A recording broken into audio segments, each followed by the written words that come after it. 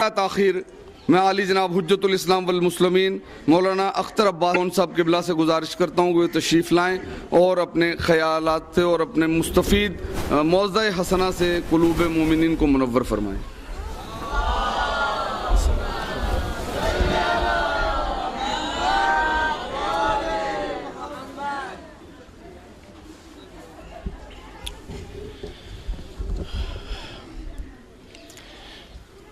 لا حول ولا قوة إلا بالله العلي العظيم أعوذ بالله من الشيطان اللعين الرجيم بسم الله الرحمن الرحيم الحمد لله رب العالمين وصلى الله على محمد وآله الطاهرين أما بعد فقد قال الله تبارك وتعالى في كتابه الكريم بسم الله الرحمن الرحيم وما كان المؤمنون لينفروا كافة فلولا نفر من كل فرقة منهم طائفة ليتفقهوا في الدين وَلِيَنْظُرُوا إِلَيْهِ قَوْمُهُمْ إِذَا رَجَعُوا إِلَيْهِمْ لَعَلَّهُمْ يَحْذَرُونَ سورہ توبہ کی آیہ کریمہ ہے۔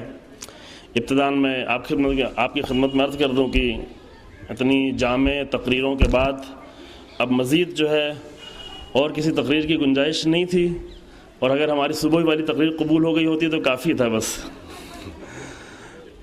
دوسری مشکل یہ ہے کہ عام طور سے ہمارے ہاں یہ ہوتا ہے، یہاں کے مجھے نہیں معلوم، ہمارے علاقوں میں یہ ہوتا ہے کہ طالب علم لوگ پہلے تقریر کرتے ہیں اور علماء لوگ بعد میں تقریر کرتے ہیں، لیکن یہاں نظام بدلا ہوا ہے۔ یہاں پہ ہمارے بزرگوں کو، ہمارے جو معنوی استاد کی حیثیت رکھتے ہیں، ہمارے بزرگ ہیں، ان کو پہلے تقریر کرا دی گئی اور ہم جیسے طالب علم کو جو ہے آخر میں تقریر کرنے کے لیے بلایا گیا ہے۔ اب یہاں کے اعتبار سے شاید صحیح ہو، لیکن اپنے یہاں کے اعتبار سے میں ان بزرگوں کی خدمت میں نہایت ہی معذرت چاہتا ہوں کہ یہاں پر یہ جسارت کرنے آیا ہوں۔ چند باتیں عرض کرنی ہے پوائنٹ ٹو پوائنٹ، تاکہ زیادہ وقت بھی نہ لگے، اور کافی دیر سے آپ لوگ سن رہے ہیں تقریر، اور خدا ان بچوں کو بھی سلامت رکھے کہ جنہوں نے آگے تھوڑی دیر کے لیے آپ کو تقریر کی فضا سے باہر نکال دیا۔ جی ماشاءاللہ۔ قرآن مجید کی آیہ کریمہ سورہ توبہ کی میں نے پڑھی آپ کی خدمت میں، جس میں ارشاد یہ ہوتا ہے کہ یہ ایسا تو نہیں ہوتا کہ تمام مومنین علم حاصل کرنے کے لیے چلے جائیں، یعنی عام طور سے ایسا یہ قرآن کی آیت ہے، وما کان المؤمنون لینفروا کافہ، ایسا تو نہیں ہے کہ تمام مومنین سب کے سب چلے جائیں گے علم حاصل کرنے کے لیے۔ تو پھر ایسا کیوں نہیں ہوتا کہ ہر گروہ میں سے ایک گروہ نکلے، ہر آبادی میں سے ایک گروہ نکلے اور جا کر علم حاصل کرے؟ علم کہاں تک حاصل کرے؟ لیتفقہوا فی الدین، دین میں فقاہت حاصل کرے، دین کا فقیہ بن کے آئے۔ تو جو ہم نے یہ قرآن کی آیت ہے، قرآن کی تاکید ہے کہ ٹھیک ہے یہ تو ممکن نہیں ہے، چونکہ جینا ہے، زندگی گزارنا ہے، کھانا ہے، پینا ہے، تمام زندگی ہے، سارے سامان ہیں، تو ایسا نہیں ہو سکتا کہ سارے کے سارے مومنین اٹھیں اور جائیں علم حاصل کر لیں۔ لیکن ایسا کیوں نہیں ہوتا؟ ایسا کیوں نہیں ہے کہ ہر بستی، ہر آبادی، ہر گروہ میں سے کچھ لوگ نکلیں اور جا کر علم حاصل کریں، اور علم کو فقیہ کی حد تک حاصل کریں، فقاہت کی حد تک؟ یعنی فقیہ کا مطلب ہوتا ہے کسی مسئلے کو بہت ہی گہرائی سے سمجھنا، یہ جو آپ سنتے چلے آ رہے ہیں صبح سے، فقیہ، ولایت فقیہ، مرجعیت۔ فقیہ کا مطلب ہوتا ہے کسی مطلب کو بہت ہی گہرائی سے درک کرنا اور سمجھنا، یعنی فقط اوپر اوپر سے کسی چیز کو سمجھ لیا جائے۔ یہ مثلا SMS کے ذریعے سے ایک حدیث آئی موبائل پہ اور سمجھا کہ اس حدیث کے مطلب یہ ہے، بس یہی دین ہے، یہ فقہ نہیں ہے، اس کو فقیہ نہیں کہتے، اس کو افواہ کہتے ہیں۔ پہلے افواہ اس چیز کو کہا جاتا جو منہ سے نکلتی تھی، چونکہ پہلے زمانے افواہ فو یعنی منہ، فو کی جمع ہے افواہ۔ افواہ جو اردو میں آپ بولتے ہیں نا، یہ عربی لفظ ہے۔ عربی میں جب بہت سارے منہ کچھ بولنے لگے اس کو کہتے ہیں افواہ، چونکہ ایک منہ کو کہتے ہیں فو، اور بہت سارے منہ جب بولنے لگے کہتے ہیں افواہ۔ یہی افواہ جو آپ اردو میں بولتے ہیں، تو پہلے زمانے میں افواہ جو ہوتی تھی وہ ایک منہ سے دوسرے منہ تک، دوسرے منہ سے تیسرے منہ تک، تو ایک منہ سے دوسرے اور دوسرے سے 10 سے 20 تک جانے میں تھوڑا ٹائم لگتا تھا۔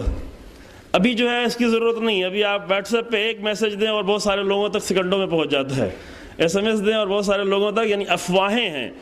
یہ فقہ نہیں ہے، یہ بلکہ افواہ ہے، البتہ افواہ منہ والی نہیں ہے بلکہ SMS والی افواہ ہے، اس کو دین نہیں کہتے۔ قرآن کہتا ہے کہ کیوں ایک ایسا گروہ ایسا نہیں ہے ہر بستی میں کہ جو جائے اور گہرائی سے علم کو حاصل کرے اور آ کر اپنے قوم میں پلٹ کر ان کی ہدایت کرے۔ توجہ ہونا آپ نے، یہ ضرورت ہے، اس کو واجب کفائی قرار دیا گیا۔ واجب کفائی کا مطلب یہ ہے کہ اگر کچھ لوگ اچھے طریقے سے اس کام کو انجام دے رہے ہیں تو دوسرے کے اوپر واجب نہیں رہا، لیکن اگر کچھ لوگ یہ کام کو صحیح طریقے سے نہ کر رہے ہوں تو سب پر واجب ہو جاتا ہے۔ واجب کفائی کا مطلب جانتے ہیں نا، مثلا کوئی ایک مسلمان کی میت ہو، اگر چند لوگ آ کر اس مسلمان کی میت کو غسل و کفن دے دیں تو سب کے اوپر سے واجب ہٹ جائے گا، لیکن اگر کوئی بھی آ کر اس کو غسل و کفن نہ دے تو سب کے اوپر واجب ہے اور سب گنہگار ہوتے ہیں۔ اس کو کہتے ہیں واجب کفائی۔ ویسے ہی علم میں جا کر بعض لوگوں نے کہا ہے کہ علم حاصل کرنا، البتہ خوب نظریات ہیں، بعض چیزوں کے لیے بعض حد تک علم حاصل کرنا ہر ایک اور واجب عینی کی حد تک ہے، لیکن اتنا تفقہ حاصل کرنا اور اس قدر فقیہ بننا کہ آ کر اپنی قوم کی ہدایت کرے، یہ ایک لازمی امر ہے جس کی طرح دستور دے رہا ہے۔ عزیزان محترم، یہ میں نے تبرک کے طور پر آیت آپ کی خدمت میں پڑھی اور اس بات کی امید رکھتے ہوئے کہ جوان بھی اس کے بارے میں سوچیں، جوانوں کے والدین بھی اس کے بارے میں سوچیں، اور علم حاصل کرنے کے لیے اپنے گھر سے اپنے معاشرے کے ہوشیار، انٹیلیجنٹ، اچھے ذہنوں کو بھیجیں۔ یہ نہیں کہ جو کسی کام میں کامیاب نہیں اس کو مدرسے میں بھیج دیں۔ جب ایسے لوگ مدرسے میں بھیجیں گے تو جو مدرسے سے لے کے آئے گا وہ کیا لے کے آئے گا؟ وہی چیزیں لے کے آئے گا جو پہلے کسی کام کی نہیں تھی۔ لہذا کوشش ہو کہ دین کو سمجھنے کے لیے اچھے ٹیلنٹ کو بھیجا جائے تاکہ وہ اچھے طریقے سے آ کر ہمیں دینی رہبری کرے۔ اور یہ ضرورت ہے عزیزو، ہر قوم میں، ہر معاشرے میں ضرورت ہے کہ ایک مدبر بابصیرت، کہ الحمدللہ ہماری ان بستیوں میں، آپ کی بستیوں میں موجود ہیں لیکن بہت ساری بستیاں محروم ہیں، مدبر بابصیرت، فقیہ، سمجھدار عالم موجود ہو اور جس کا لنک جڑا ہوا ہو اپنے رہبر کے ساتھ۔ ابھی اس کی ضرورت ہے، یہ نہیں کہ تنہا ایک جزیرے میں انسان رہتا ہو، جزیرے میں آ کر ہدایت کرنا کافی نہیں ہے۔ جزیرہ سمجھ رہے ہیں آپ سبھی لوگ نا، سمندروں میں چھوٹے چھوٹے جزیرے ہوتے ہیں۔ ایسا نہ ہو کہ ایک عالم اپنے ایک جزیرے میں تو ہو لیکن اس کا ربط جو ہے دنیا سے نہ ہو، بلکہ ایک سسٹم ہے، ایک نظام ہے، اور الحمدللہ ہم ایک ایسے زمانے میں زندگی گزار رہے ہیں کہ جہاں پر یہ نظام بہت مضبوطی کے ساتھ موجود ہے۔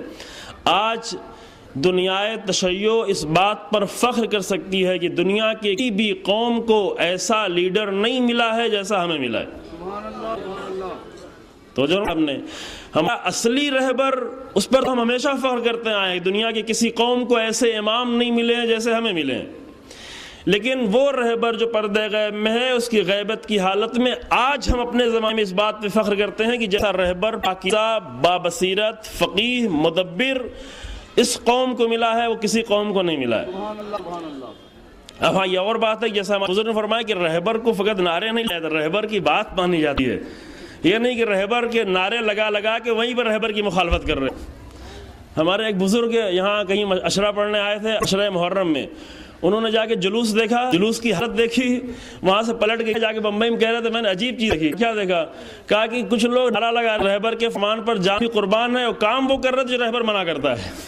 عجیب ہے، یعنی کام وہ کر رہے تھے جلوس میں جس کو رہبر نے منع کیا ہے، لیکن نعرہ لگا رہے رہبر کے فرمان پہ جان بھی قربان ہے۔ اس کو رہبر نہیں کہتے ہیں۔ رہبر یعنی واقعاً اس کے تابع ہو جائے انسان، اس کے علم کے تابع ہو جائے، اس کے حکم کا تابع ہو جائے، کیونکہ وہ اپنی طرف سے کچھ نہیں کہتا بلکہ جو کچھ کہتا ہے وہ اللہ کی طرف سے کہتا ہے۔ ایک مطلب میں خدمت میں عرض کرنا چاہتا ہوں، میں نے عرض کیا کہ میں آپ یہاں کوئی بہت ہی نہ تو کوئی تمہید کی گنجائش ہے نہ ہی بہت منظم تقریر کی گنجائش، چند مطلب ہیں الگ الگ بیان کر رہا ہوں، اس میں آپ رابطہ خود دے لیں یا بعد میں خود بخود رابطہ پیدا ہو جائے گا۔ ایک جملہ ہمارے برادر بزرگ اور بزرگ محترم کہہ کے گئے تھے، جسٹس امتیاز حسین صاحب، بہت اچھا جملہ تھا کہ شیعت کبھی عالم سے جدا نہیں ہو سکتی، کیونکہ شیعت کی بنیاد ہی علم کے اوپر ہے۔ در حقیقت شیعت نہیں بلکہ صحیح پوچھے تو آدمیت کی بنیاد علم پر ہے، اور علم کی دوری کی بنیاد پر آدمی ایسی جگہوں پر بھٹک رہا ہے، انسان بھٹک رہا ہے۔ ورنہ جب سب سے پہلے اللہ نے آدم کو پیدا کیا اور کہا کہ سجدہ کرو، فرشتوں کو سوال ذہن میں پیدا ہوا کیوں سجدہ کریں؟ کہ اس لیے سجدہ کرو کہ ان کا علم زیادہ ہے۔ آیت آپ سنتے تھے نا، اللہ نے کچھ آدم سے نہیں کہا، اللہ نے آدم سے یہ نہیں کہا کہ تم اپنی عبادت ظاہر کرو، اپنا تقوی ظاہر کرو، اپنی پاکیزگی ظاہر کرو۔ اللہ نے آدم سے کہا کہ ان کو نام بتاؤ، ان کو علم کا اظہار کرو ان کے سامنے، تاکہ فرشتے سمجھے کہ علم کے سامنے انسان کو سر جھکانا پڑتا ہے، علم کو تسلیم کرنا پڑتا ہے۔ اور واقعاً اس میں کوئی شک نہیں ہے کہ تشیع اس علم کا نمائندہ ہے، اور ایک مطلب جو شیعت کے پاس ہے، یہ جان لیں عزیزان محترم کہ علم کا سارا ریسورس اور سارا منبع ہمارے پاس جو ہے وہ پیارے اکرم صلی اللہ علیہ وآلہ وسلم کی ذات ہے. ایک صلوات پڑھیں بلند آواز میں، اللہم صلی اللہ علیہ. علم کا سارا منبع اور سارا ریسورس وہ پیغمبر اکرم کی ذات ہے، رسول اللہ صلی اللہ علیہ وآلہ وسلم کی ذات ہے. اور رسول اللہ کے پاس علم ہے وہ اللہ کی طرف سے ہے. یعنی ایک یقینی چیز جس پہ ہمیں کوئی دلیل دینے کی ضرورت نہیں. بہرحال کم سے کم ہر مسلمان اس بات کو اچھی طریقے سے سمجھتا ہے اور یہ توقع ہے کہ سب کچھ اللہ کی طرف سے جانا ہے. انبیاء اور اولیاء کے پاس جو ہے وہ اللہ کی طرف سے. رسول اللہ علم دینے آئے تھے، لیکن رسول اللہ کے پاس کتنا علم دینے کے لیے جنگیں تھیں، مشقیں، رسول اللہ کے پاس تیار نہیں تھا. جو رسول اللہ کے پاس آتے تھے اپنے کانوں میں روئی ڈال کے آتے تھے، بات سنے رسول اللہ کی، ایسے حالت میں آتے تھے. وہ تو کہیے کسی ایک کے کان سے کبھی روئی نکل جاتی تھی جس کی بنیاد پہ عظیم اسلام پھیلتا چلا گیا. کبھی کبھی ہوتا ہے بعض بستیوں میں لوگ نہیں سننا چاہتے، حق بات کو سننے کے لیے تیار نہیں ہوتے، آتے نہیں ہیں، پسند نہیں کرتے سننا. اور یہ باتیں بھی آپ کے سامنے اسی لیے بیان، جیسا مولانا نے بیان کیا کہ جن کو سننا چاہیے شاید وہ یہاں پہ آئے نہ ہوں، سننے کے لیے تیار نہ ہو. لہذا کچھ باتیں آپ سنیں تاکہ وہ باتیں وہاں تک پہنچ سکیں، پہنچا سکیں اچھے طریقے سے. علم کا سارا منبع وہ پیغمبر اکرم صلی اللہ علیہ وسلم کی ذات ہے. رسول اللہ جب جانے لگے، بہت توجہ کر، رسول اللہ جب جانے لگے تو اپنے بات کے لیے رسول اللہ نے علم کو جاری رکھنے کے لیے، چونکہ علم تو نہیں ختم ہو جانے والا ہے، دو فارمولہ بتا. رسول اللہ نے 2 فارمولہ ہم کو دیا علم کو جاری رکھنے کا، علم کو ہمیشہ باقی رکھنا. چونکہ یہ معلوم ہے کہ ایک انسان 23 سالوں میں، اور وہ 23 سال بھی 13 سال مکے کے کیسے تو وہ آپ کو معلوم ہی ہے، پھر 10 سالوں میں جو مدینے میں آئے وہ بھی اتنی ساری جنگوں میں، سارا علم جو ہے انسان کو نہیں دیا جا سکتا. اور اگر رسول اللہ سارا علم دینا بھی چاہیں تو لوگوں میں اتنی صلاحیت نہیں کہ سارا علم لے سکیں، نہیں تھے اتنا تیار، آمادہ نہیں تھے، علم لینے کی صلاحیت نہیں تھی ان کے اندر. تو رسول اللہ نے اپنے بات کے لیے 2 ذریعہ ہمیں دیا. ایک علم کو حاصل کرنے کا، کیونکہ سب علم دے دینا یہ بہت تو ناممکن تھا. ایک مثال ہمارے وہاں ایران میں مشہور ہے، پتہ نہیں آپ نے سنی کہ نہیں ہے، کہ اگر کوئی بھوکا ہو تو بھوکے کو مچھلی دینا یہ بھی اچھا ہے، بھنی ہوئی مچھلی اسے دے دیں، اچھی چیز ہے. لیکن اس سے بہتر یہ ہے کہ اس کو مچھلی مارنے کا طریقہ سکھا دیں. فقیر، ہم یہ سمجھتے ہیں کہ فقیر کو 4 پیسہ دے دے یہی سب سے اچھا کام ہے. نہیں، اس سے اچھا کام یہ ہے کہ اس فقیر کو کوئی ایسا طریقہ بتا دے کہ بعد میں فقیری نہ کرے. یہ ایک اچھی مثال ہے، اب ترجمہ ہی میں اس کا پیش کر رہا ہوں کہ بھوکا فقیر کو مچھلی دینا تو اچھی چیز ہے، لیکن بہتر یہ ہے کہ اس کو مچھلی مارنے کا طریقہ سکھا دیں. کیوں؟ تاکہ ایک ٹائم میں اگر آپ نے اس کو مچھلی دے دی، ایک مرتبہ اس کا پیٹ بھر گیا، لیکن پھر کل دوسرے ٹائم میں پھر کسی دروازے پہ جائے گا، پھر کسی تیسرے دروازے پہ جائے گا. لہٰذا اس کو ایسا طریقہ بتا دیں کہ وہ اپنا پیٹ بھی بھرتا رہے، اپنی عزت کی بھی حفاظت کرتا رہے، اپنے دین کی بھی حفاظت. عزت سب سے بڑا دین ہے. رسول اللہ نے بھی کیا کیا؟ رسول اللہ سارا علم نہیں دے سکتے تھے، یعنی لوگوں میں اتنی صلاحیت نہیں تھی کہ سب علم لے سکیں. رسول اللہ میں کمی نہیں تھی، رسول اللہ نہیں دے سکتے، لوگوں میں یہ صلاحیت نہیں تھی کہ وہ علم لے سکیں. تو رسول اللہ نے کیا کیا؟ 2 ذریعہ ہمیں دے کے گئے رسول اللہ. ایک ذریعہ جو کہا رسول اللہ دے کے گئے اس کا نام ہے باب علم. تو فرمایا آپ نے، آپ اس نگاہ سے، ابھی ہم اس نگاہ سے دیکھتے ہیں کہ حضرت علی کی فضیلت یہ کہ رسول اللہ نے فرمایا انا مدینۃ العلم والی بابوا. ہم فضیلت کے لیے بھی یہاں پر نہیں بیان کر رہے ہیں، بلکہ یہ ہم ضرورت کے لیے بیان کر رہے ہیں، چونکہ ہماری ضرورت ہے یہ سمجھنا، اور بہت بڑی ضرورت ہے، نہ صرف ہماری بلکہ پوری دنیا کی ضرورت ہے. تو رسول اللہ ایک فارمولہ دے کے گئے کہ میں تو جا رہا ہوں، یعنی علم کا شہر وہ تو سامنے نہیں ہوگا، لیکن علم کا دروازہ رہے گا. اور علم کا جو دروازہ بنایا حضرت علی علیہ السلام کو، اس کا مطلب یہ نہیں کہ میرے بعد حضرت علی علم کا دروازہ ہے تو فقط علی ابن ابی طالب علم کا دروازہ ہے، یہ بھی توجہ کریں. اگر رسول اللہ نے فرمایا انا مسلم، اس کا مطلب یہ نہیں کہ میرے بعد حضرت علی علم کا دروازہ ہے تو فقط علی ابن ابی طالب علم کا دروازہ ہے، یہ بھی توجہ کریں. اگر رسول اللہ نے فرمایا انا مدینۃ العلم، چونکہ حدیث وہ ہے جو شیعہ سنی سب کے نزدیک سب قبول کرتے ہیں، اس حدیث کو مانتے ہیں. اگر رسول اللہ نے یہ فرمایا کہ انا مدینۃ العلم وعلی بابھا، جس کا مطلب یہ نہیں ہے کہ رسول اللہ کے شہر کا دروازہ علی ہے فقط، اور علی کے بعد امام حسن علیہ السلام نہیں ہے، امام حسین علیہ السلام نہیں ہے. نہیں، ایک سلسلہ رسول اللہ نے قائم کیا ہے. یعنی ایک دروازہ اگر سامنے نہیں ہوتا تو دوسرا دروازہ کھل جاتا ہے. امیر المومنین کے بعد امام حسن السلام وہ علم کا دروازہ ہے، امام حسین السلام وہ علم کا دروازہ ہے. بس ایک علم کا دروازہ قیامت تک کے لیے رسول اللہ دے گئے تاکہ علم کا دروازہ کبھی بند نہ ہونے پائے. یہ اہمیت ہے، اس کو توجہ کریں. اس کو ہم نے ابھی تک اس اعتبار سے سنا کہ ایک فضیلت بیان کر کے نہیں، یہ قیامت تک کی ایک بہت بڑی ہماری ضرورت ہے کہ رسول اللہ اپنے بات کے لیے ایک دروازہ کھول کے جو کبھی بند ہونے والا نہیں ہے. دوسرا کام رسول اللہ نے کیا کیا؟ علم کو جاری رکھنے کے لیے، یعنی وہی مچھلی مارنا کیسے سکھایا رسول اللہ نے، کیسے مسلسل علم حاصل ہوتا رہے، کیسے مسلسل علم کے میدان میں مسلمان آگے بڑھتا رہے. دوسرا طریقہ رسول اللہ تفکر و ساعت افضل من عبادت، بعض روایتوں میں سنا ہے، بعض روایتوں میں 70 سنا، یعنی 1 گھنٹہ سوچنا. اب یہ روایت آپ نے سنی ہوگی لیکن اس پہ شاید غور اتنا نہ کر پائے ہوں. 1 گھنٹہ سوچنا، 1 گھنٹہ فکر کرنا، یہ 70 سال کی عبادت سے بہتر ہے. کیا مطلب اس کا؟ اس کا مطلب کیا ہے؟ اس کا مطلب ہے سوچنا اسلام میں کتنا اہمیت رکھتا ہے کہ جتنا انسان، کیونکہ سوچنے کا نتیجہ کیا ہوتا ہے؟ سوچنے کا نتیجہ یہ ہوتا ہے کہ علم نیا آگے بڑھتا ہے. سوچنے کا مطلب یہ نہیں کہ ہم سوچیں کہ فلاں کو کیسے نقصان پہنچائیں، پڑوسی کو کیسے نقصان پہنچائیں، اس کو کیسے ذلیل کریں، اس کو کیسے رسوا کریں. یہ سوچنا نہیں. سوچنا یعنی کیسے علم کے بارے میں سوچا جائے. علم کے سوچنے کا طریقہ یہ ہے کہ 2 معلوم چیزیں، یعنی 2 علم کو ملایا جاتا ہے. مثلا ایک مطلب آپ نے یہاں سنا، ایک مطلب کہیں اور سنا، ایک مطلب اس تقریر میں سنا، ایک مطلب کسی اور تقریر میں سنا. جب 2 پوائنٹس کو آپ ملاتے ہیں تو اس میں ایک تیسرا پوائنٹ خود بخود پیدا ہو جاتا ہے. یہ علم کا قانون ہے، یعنی صرف حوزے کا قانون نہیں ہے. یعنی کسی بھی یونیورسٹی میں، کسی بھی کالج میں، کسی بھی فیکلٹی میں، کسی بھی شعبے میں، کسی بھی ڈپارٹمنٹ میں اگر علم بڑھتا ہے تو جا کر فقط درس دینے سے، یہ پڑھنے والے، درس لینے والے، کالج میں آنے والے، یہ بہت سارے لوگ ہوتے ہیں جو پیسے کے لیے، درس لینے والے، کالج میں آنے والے، یہ بہت سارے لوگ ہوتے ہیں جو پیسے کے لیے سراتے ہیں، پیسہ کمانے کے لیے. علم بڑھانے والے کون ہوتے ہیں؟ وہ جو راتوں رات جگ کر علم کے بارے میں سوچتے ہیں، فکر کرتے ہیں.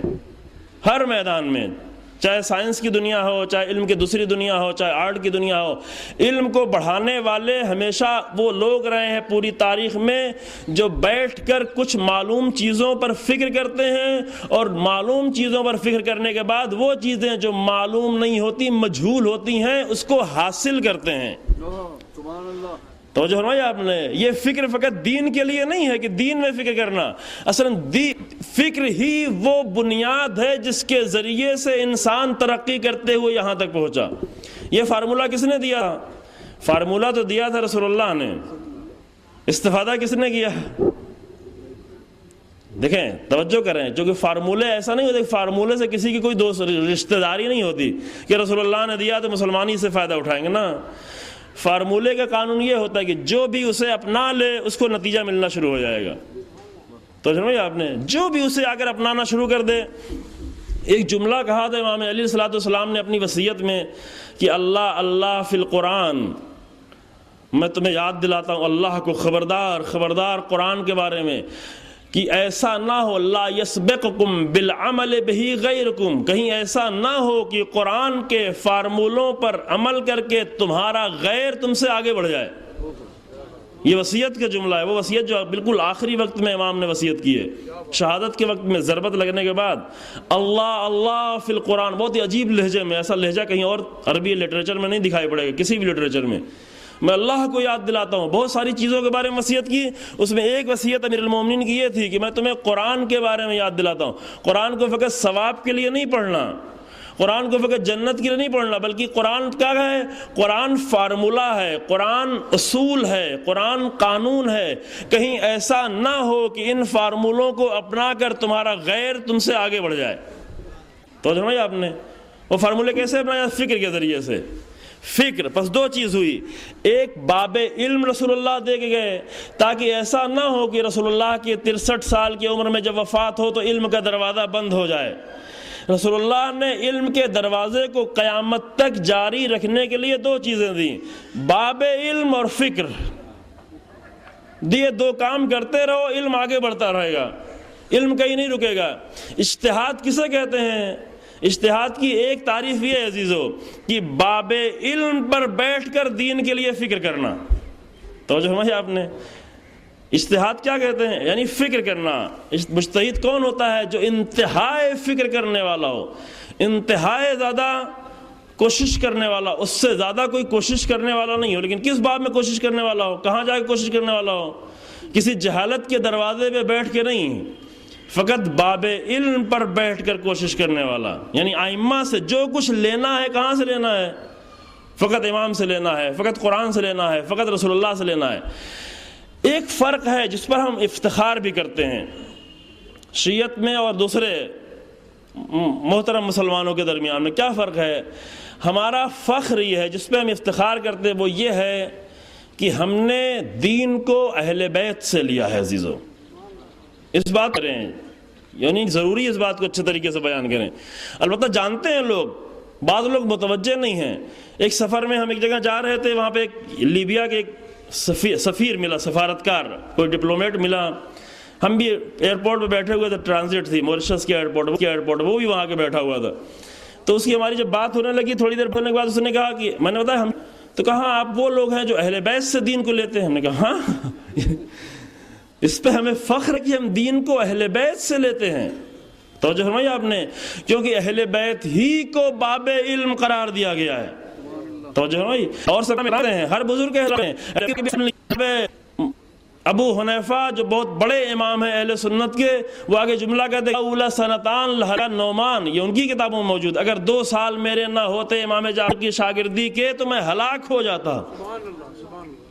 یہ دروازہ علم یہی تھا، اس دروازے پہ آ کر سب نے علم لیا. اب جو مسئلہ ہے وہ یہ ہے کہ جب دروازہ علم پہ پردہ پڑ گیا، دروازہ علم بند نہیں ہوا، تو سمجھے آپ نے اس دروازے پہ پردہ ڈال دیا گیا. پردہ اس لیے ڈال دیا گیا کہ دروازہ علم تھا لیکن لوگ علم کی طرف نہیں آ رہے تھے، دروازے پہ آنے کو تیار نہیں تھے. یہ پردہ بھی ابھی اس لیے جاری ہے کہ باب علم موجود ہے لیکن ہم ابھی جانے کو تیار نہیں ہے باب علم پر. سخت بات ہے تھوڑا، لیکن یقینی عزیزو ابھی بھی باب علم موجود ہے. مثلا نہج البلاغہ ہمارے سامنے موجود ہے، لیکن نہج البلاغہ کے دروازے پہ جانے کو ہم بہت کم تیار ہیں. کبھی کہتے ہیں نا کہ امام جلدی آئیں جلدی آئیں جلدی آئیں. امام کے آنے کا یہ طریقہ نہیں ہے کہ امام کو ہم الاجل اجل الاجل کہیں. الاجل کہنے سے امام نہیں آئیں گے. امام کو آنے کا طریقہ یہ باب علم پر جانے کے لیے اپنے آپ کو تیار کرنا شروع کر دیں. انسان ہمیں علم دیا گیا ہے، علم کے لیے اپنے آپ کو آمادہ کرے. الاجل الاجل کہنا تنہا کافی نہیں، امام کو بھی پریشان کرتے ہیں. الاجل ہونا تو اللہ کی طرف سے ہے. امام کے ظہور کے علامت کدھر سے آئے گی؟ اللہ کی طرف سے. دعا بھی کرنا ہو تو اللہ سے دعا کریں. کبھی اللہ سے دعا نہیں کرنے کے امام ہی کو ہم کہتے ہیں آپ آئیں جلدی آئیں، آپ جلدی آئیں، آپ جلدی آئیں. بعض دعائیں بھی ہمارے یہاں ایسی رکھی گئی ہیں جو یہ ہندوستان کا پروڈکشن ہے، یعنی ہندوستان میں ایجاد کی گئی ہے. یہ کسی کتاب میں نہیں، یہاں پہ ہمارے بزرگ علماء بیٹھے ہوئے ہیں، کسی بھی کتاب میں نہیں ہے. یہ ہندوستان کا پروڈکشن ہے، اور وہ بھی پروڈکشن اس لیے کیا گیا کہ کچھ زمانے میں انقلاب آنے کے بعد تکبیر کے نعرے بلند ہو رہے تھے اور انقلاب کی باتیں ہو رہی تھی، تو لوگوں نے اس تکبیر کے نعرے کو روکنے کے لیے آگے کیا کیا؟ امام زمان کا نام کا سہارا لیا. کیونکہ جب بھی کسی حق کو روکا جاتا ہے تو ہمیشہ مقدس ناموں کا سہارا لیا جاتا ہے. اس موضوع میں بعد میں گفتگو کریں گے. یہ جو جملہ کہتے ہیں یا صاحب الزمان یا صاحب الاجل الاجل اجل اللہ ظہور، آپ جلدی آ جائیں. اجل اللہ ظہور کے مطلب آپ جلدی آئیں. اگر ایک دعا بنانی تھی تو تھوڑا سلیقے سے بنایا ہوتا، سلیقے سے بناتا. اگر یہ کہتے اجل اللہ ظہورک تو یعنی اللہ سے دعا کر رہے ہوتے. بنانے والے نے اتنا بھی سوچا کہ اگر ہم ایک دعا کر رہے ہیں تو کیسے دعا کی جائے. ٹھیک ہے، امام زمان کو پکارنا بہت اچھا ہے، پکارے، لیکن کس طریقے سے پکارے؟ اگر وہ کہنے والا کہتا اجل اللہ ظہورک، اللہ آپ کے ظہور میں جلدی کر دے کہ دعا ہو جاتی. ابھی ہم کیا کرتے ہیں؟ ابھی کہتے اجل اللہ ظہورک، اجل اللہ ظہورک، آپ آ جائیں، آپ آ جائیں. معنی یہ ہوا اجل اللہ ظہوری کے مطلب آپ جلدی آئیں. اور اگر کہیں اجل اللہ ظہورک یعنی اللہ آپ کے ظہور میں جلدی کرے. تو یہ پروڈکشن جو ہے چونکہ بمبئی کا پروڈکشن ہے، میڈ ان بمبئی یہ دعا ہے، لہذا وہ جو بنا رہے تھے وہ سمجھ بھی نہیں پائے کہ کیسے بنانا چاہیے. صحیح ہے، دعائیں مسئلہ نہیں، بہت ساری دعائیں ہیں جو ہمارے علماء نے بتائی ہمیں، اور اچھی دعائیں پڑھنے میں کوئی حرج بھی نہیں ہے. چونکہ انسان اللہ سے دعا کرنے کے لیے جو بھی طریقہ اپنا خود بھی دعا کر سکتا ہے. یہ بہترین دعائیں ہمیں اہل بیت علیہ السلام نے دی ہیں، لیکن کوئی پابندی نہیں کہ آپ خود دعا نہیں کر سکتے. آپ دعا کر سکتے ہیں، لیکن جب دعا کریں تو سلیقے سے دعا کی جائے، اس سلیقے سے دعا کی جائے جس سلیقے سے اہل بیت نے دعا کرنا ہمیں سکھایا ہے. تو جو ہونا آپ نے تو امام زمان کو بلانا یعنی کیا؟ یعنی امام زمان کے بلانے کے لیے آپ باب علم پر جانے کے لیے تیار کریں انسان اپنے آپ کو. علم کا دروازہ ہے وہ. باب علم پہ جانے کا راستہ کیا بتایا گیا؟ باب علم پہ وہی لوگ جو باب علم پر آ کر فکر کرتے ہیں، باب علم تک لے جاتے ہیں، فقط قرآن کی باتیں ہیں، فقط اہل بیت کی باتیں کرتے ہیں. اجتہاد یعنی کیا عزیزو؟ میں ایک واقعاً وقت نہیں رہ گیا، میں ایک مطلب خالی آپ کے سامنے بیان کروں.